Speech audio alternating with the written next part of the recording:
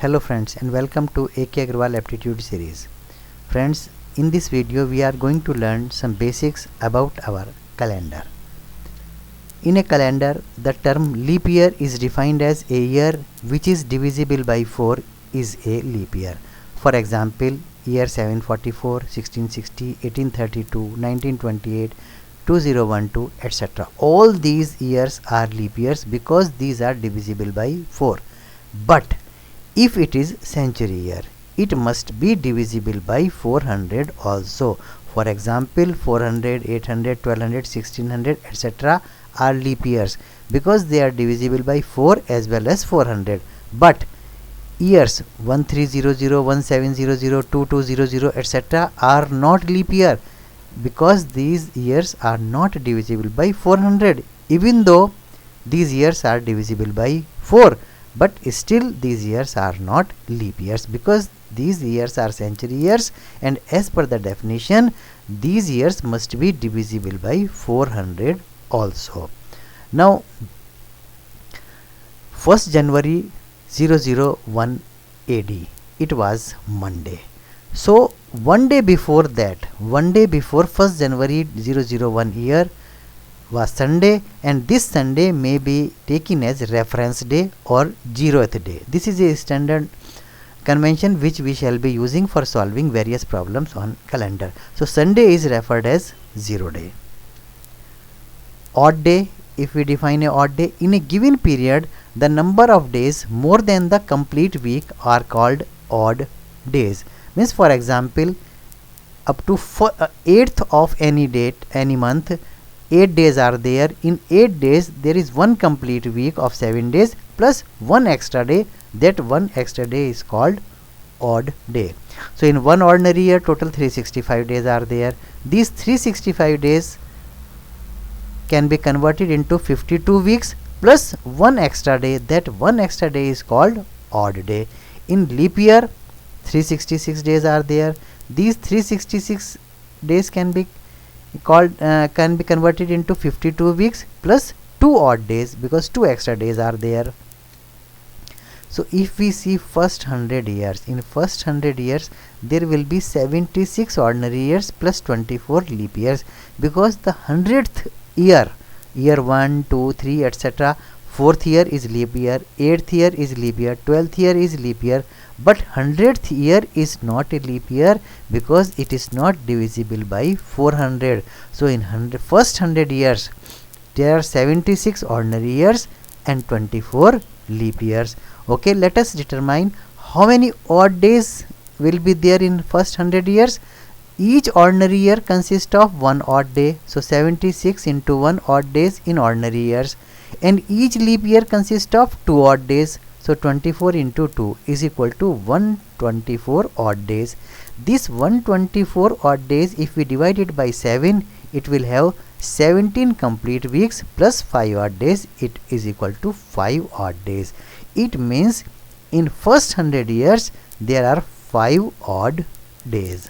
So first century contains 5 odd days. Therefore last day of first century was Friday because we refer Sunday as 0 day, Monday as 1, Tuesday as 2, Wednesday 3, Thursday 4 and Friday 5. So 5 odd day means it was Friday on the last day of first century. Okay, let us continue. Now number of odd days in first 200 years. In 100 years 5 odd days are there, so in 200 it will be 5 into 2 is equal to 10 odd days. 10 odd days means 1 complete week plus 3 odd days means is equal to 3 odd days. So number of odd days in first 200 years is equal to 3 odd days. Therefore last day of second century was Wednesday because 3 odd day means 0 means Sunday, 1 Monday, 2 Tuesday, 3 means Wednesday. So last day of second century was Wednesday. Similarly, let us determine number of odd days in first 300 years. It is 5 into 3 because in 100 years 5 odd days are there. In 300 years 5 into 3 is equal to 15. 15 divided by 7 means there will be 2 weeks plus 1 odd day. So 1 odd day means Monday, because Sunday is 0, Monday is 1. So last day of 3rd century was Monday. Okay, now number of odd days in first 400 years. Now this here you see, in 100 years first 100 years 5 odd days are there. So in 400 number of odd days will be 5 into 4. But this 400th year is a leap year. It will have 1 day extra. This 400th year is a leap year. So 1 extra day will be there for that leap year. So number of odd days in first 400 years will be 5 into 4 plus 1 is equal to 21. 21 odd days means 3 weeks, 0 odd days. 0 odd days means last day of 4th century was Sunday. Sunday here it is 0 day. Now if we calculate last day of 5th century, how much it will be? Because once you got 0 day here, this cycle will continue to repeat itself. Therefore last day of 5th century will be Friday, because 5th century last day and 1st century last day will be same, because in 400 0, in first 5 century number of odd days in 400 years plus number of odd days in 100 years, these are 5 odd days means Friday. Last day of 6th century will be Wednesday. Last day of 7th century will be Monday. Last day of 8th century will be Sunday. So these 4 days will continue. So what conclusion we can draw? Last day of any century cannot be Tuesday, Thursday or Saturday. In any case, please remember this, last day of any century cannot be Tuesday, Thursday or Saturday. Last day of any century will be either Friday, Wednesday, Monday or Sunday. In any case, last day of century cannot be Tuesday, Thursday or Saturday.